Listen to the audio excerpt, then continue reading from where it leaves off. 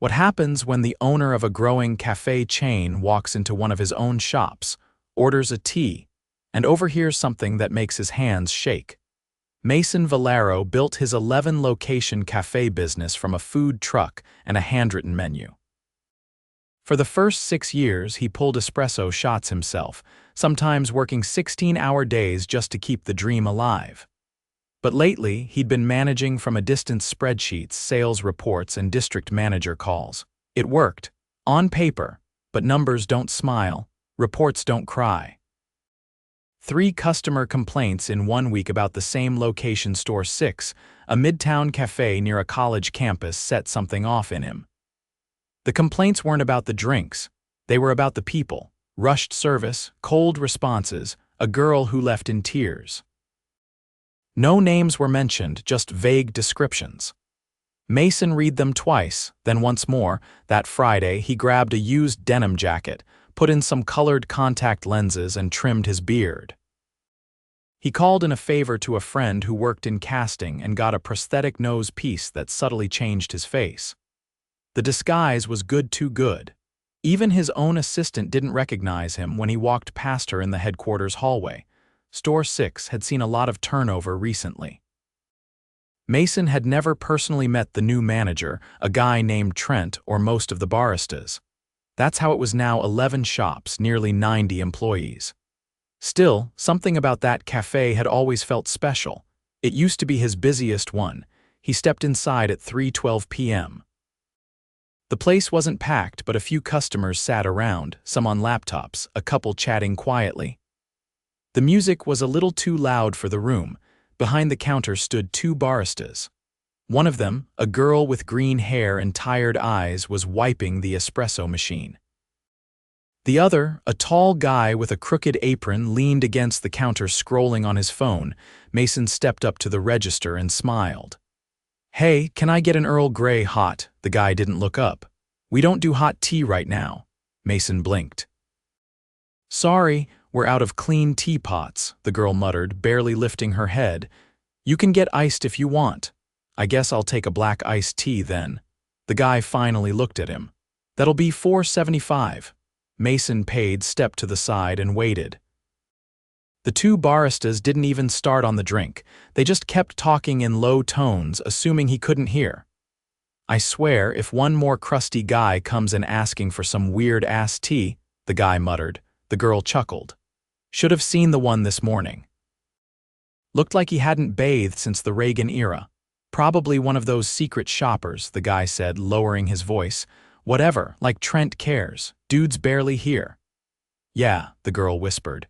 "He told me last week, just smile at the rich ones and ignore the rest." Mason froze. His throat tightened. He tried to keep his face still, but something in his chest twisted. The guy laughed. "Honestly, if someone's not hot or tipping big, I just zone out." "Same," the girl said. "I told that college chick yesterday we were out of oat milk just so she'd leave. She was crying." "Like, girl, go cry somewhere else." Mason's hand clenched around the edge of the counter. Then the guy said something that made Mason forget to breathe. "Trent told me if anyone complains, just tell him they're imagining stuff. He said we don't need broke drama queens ruining the vibe." The girl giggled. "God, I love him." Mason stepped back slowly. Still no tea in sight. He walked to a corner table, sat down, and pulled out his phone, not to call anyone, but just to anchor himself. He stared at the home screen. His jaw flexed. He didn't recognize this place anymore. One of the regulars, a young woman with a baby in a stroller, walked up and asked for a cup of water. The guy behind the counter didn't even look at her. "We don't do free stuff after 3, he said flatly. The woman's face dropped. "It's just water," he shrugged. "Policy?" Mason stood slowly, walked out without saying another word. He sat in his car for 10 minutes staring at the cup holder. No tea, no dignity. He picked up his phone and called his assistant. "I want the full employee list for Store 6. Every shift, name, and hire date for the last 3 months." "Everything okay, sir?" He looked out the window at the cafe where he used to shake hands with every customer. "No," he said, "but it's going to be." Mason arrived at Store 6 the next morning just before opening. This time, not undercover. He wore his usual charcoal field jacket, no disguise. His assistant, Lena, had sent over the shift schedules and employee records overnight. Trent, the manager, wasn't scheduled until noon, but Mason wanted to see the morning crew firsthand. He didn't announce himself.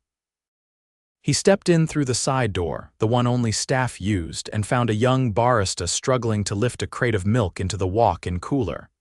She looked about 19, thin-framed, arms shaking slightly under the weight. "Need a hand?" he asked, setting his bag down. She startled, then nodded, stepping back. "Yeah, thanks, that one's heavy." Mason lifted the crate in one smooth motion and placed it inside. "You new here?" she asked, brushing her bangs out of her eyes. "I haven't seen you around, sort of," Mason said, "helping out for a few days." "You're doing open," she nodded. "Yeah, I usually do, it's just me until 9 most days. I try to set up as fast as I can, but the espresso machine's been acting weird and the back fridge doesn't shut properly unless you kick it." Mason glanced toward the cooler. The latch was dented. "You reported it," she gave a half shrug. "I told Trent last week. He said not to worry about it, just use the front fridge." Mason didn't respond. He followed her out to the front and watched her start the pre-open routine. She moved quickly, checking syrups, wiping counters, restocking cups. Efficient but rushed, she didn't stop moving. "What's your name?" he asked. "Emily," she said, not looking up. "Sorry, I'm just trying to get everything done before people start lining up. You always open alone." "Most days, Trent says labor's tight." Said the system schedules based on volume, so morning's not busy enough to justify 2 people. "And is it?" She looked at him now. "It gets slammed by 8:30, students, construction guys. A few regulars who come in every day, some of them get mad we're not faster." Mason nodded slowly. "So 2 people would help." Emily gave a soft laugh. "Yeah, that'd be nice." By 8:15 the line was out the door. Emily worked without pause, calling names, taking orders, making drinks, cleaning the counter between every transaction. Mason stepped behind the bar and quietly helped where he could, grabbing lids, restocking beans, handing out orders. No one questioned him. They just assumed he was another team member on loan.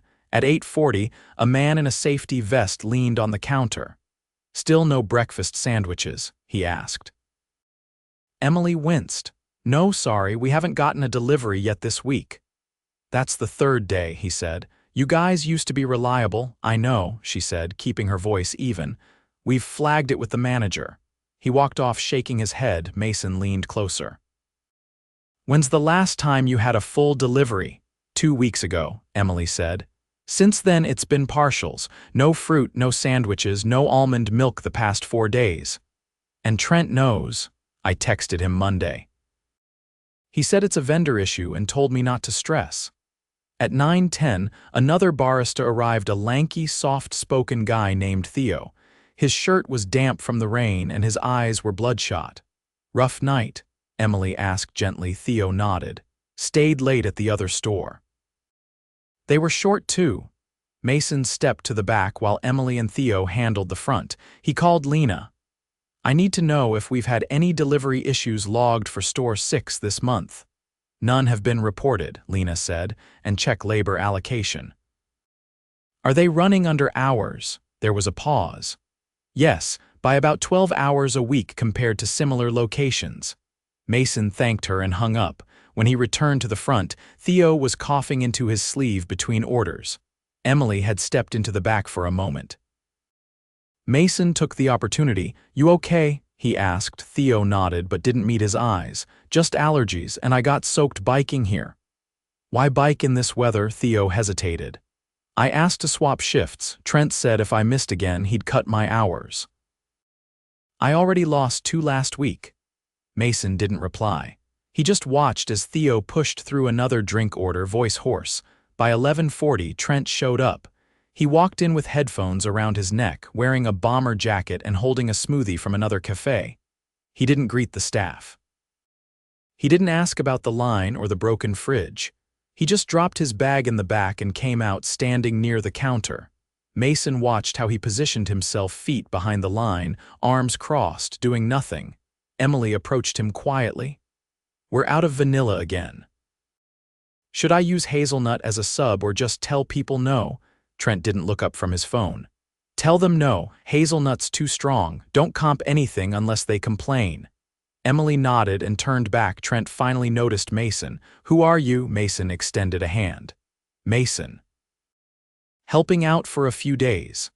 Trent eyed him with vague disinterest.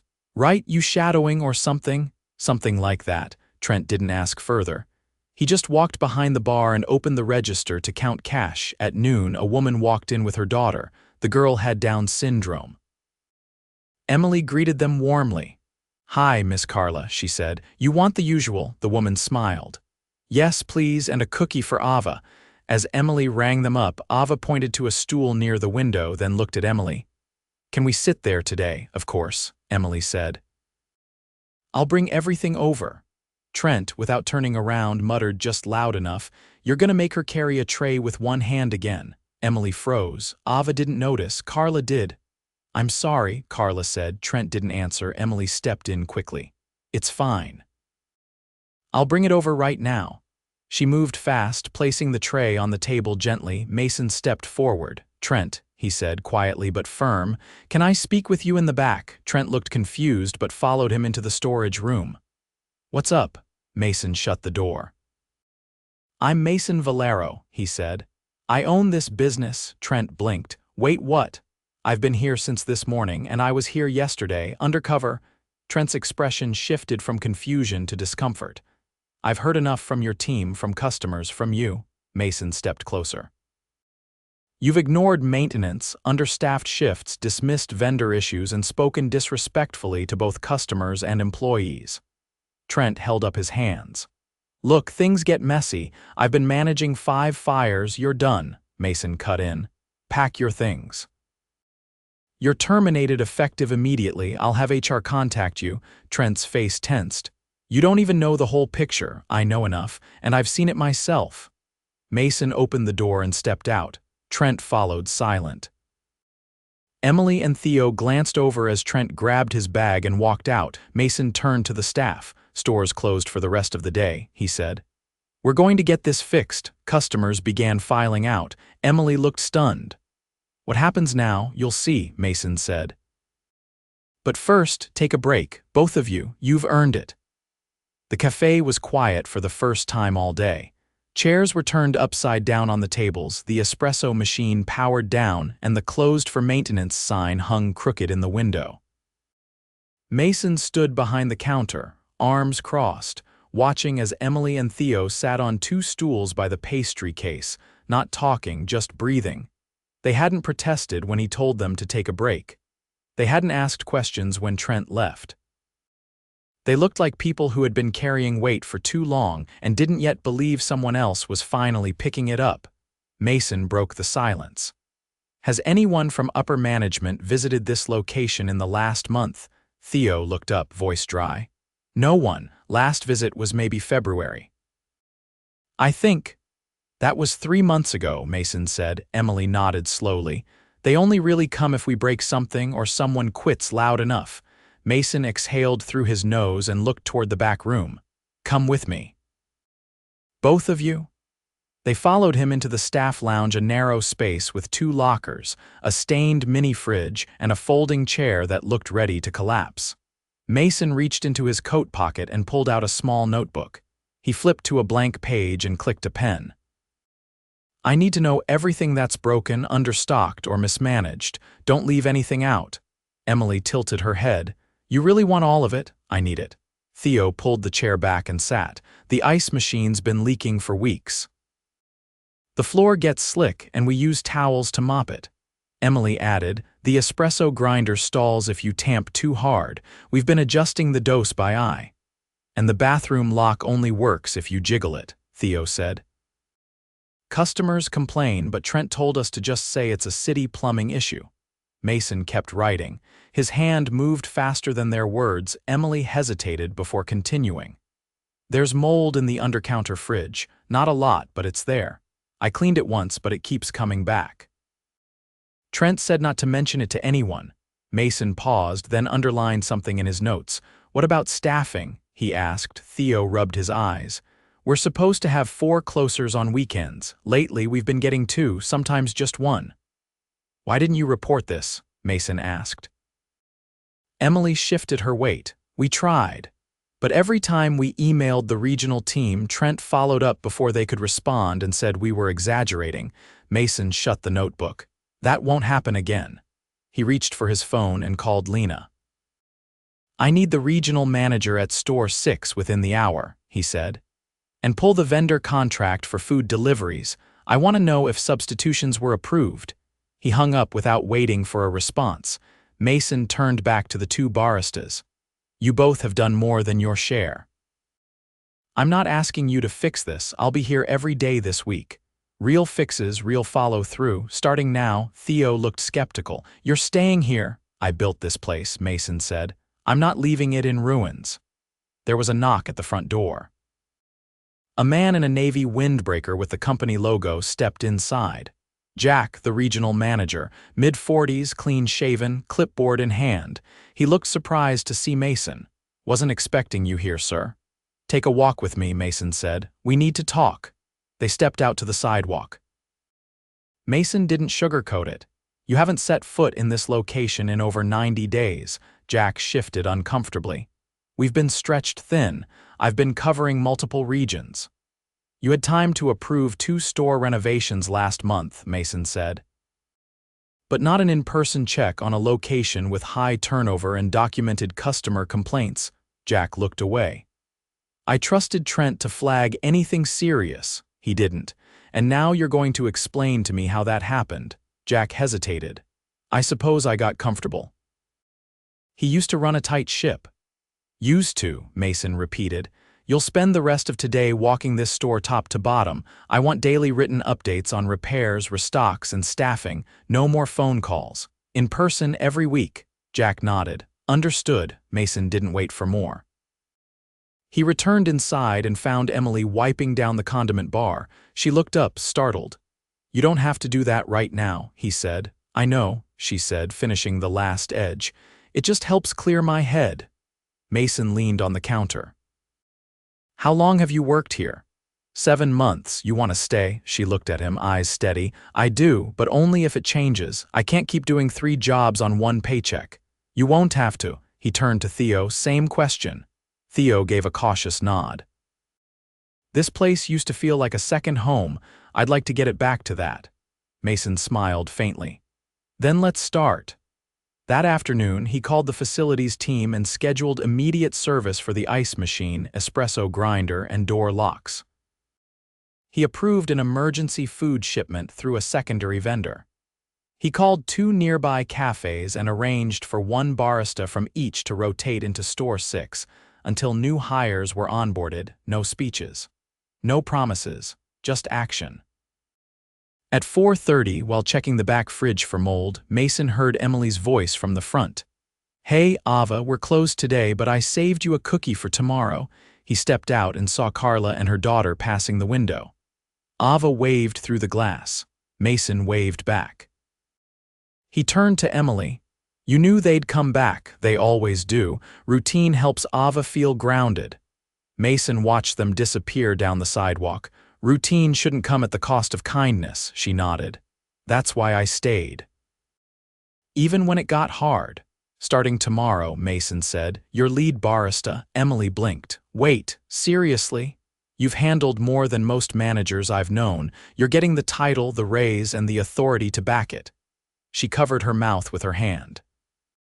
For a moment she didn't speak. Theo clapped her on the shoulder. Well earned. Mason turned back toward the stockroom. Let's get this place ready for tomorrow. By 6, the store was clean, supplies were reordered, repair crews were scheduled. As he locked up, Mason looked through the glass one last time. The interior, even dimmed, felt different. Not fixed far from it, but no longer ignored. He stepped out into the cooling dusk, turned his collar up against the wind, and walked toward the parking lot. Tomorrow, the doors would open again, but this time they'd be ready. The next morning, Mason arrived at store 6 an hour before opening. This time, he didn't need to introduce himself. Emily had already prepped the shop's checklist, and was reviewing restock logs with a quiet focus, her new lead barista badge clipped to her apron. The smell of fresh brewed coffee drifted through the space, but the store was silent except for the sound of the grinder calibrating. Finally serviced, finally working, Theo walked in 10 minutes later, holding a folded printout. Vendor confirmation. Full deliveries coming by 9. No substitutions. Mason took the paper, nodded once, and placed it on the back counter. Good, let's make sure the perishables are logged by weight this time. I want full transparency from now on. Theo gave a short nod, then headed to his station. No wasted words. By 8:30, the line had started to build. Mason stayed in the back, reviewing the newly installed maintenance log binder and checking the time card system for inconsistencies. Everything had to be airtight. The last thing he wanted was a temporary fix. Trust took longer to rebuild than a reputation. At 9:05, the delivery truck pulled up. 2 workers stepped out with crates of produce, frozen breakfast items, and bottled drinks. Mason met them at the door. Double-check everything. If something's missing, I need it written down and photographed. One of the delivery men raised an eyebrow. We don't usually get the owner greeting us. You do today, Mason said. Let's get it right. By 10, the store was running smoother than it had in months. Still short-staffed, but no longer bleeding. Mason had pulled a barista from store 2, a woman named Imani, to work a temporary rotation. She was sharp, organized, and quietly observant.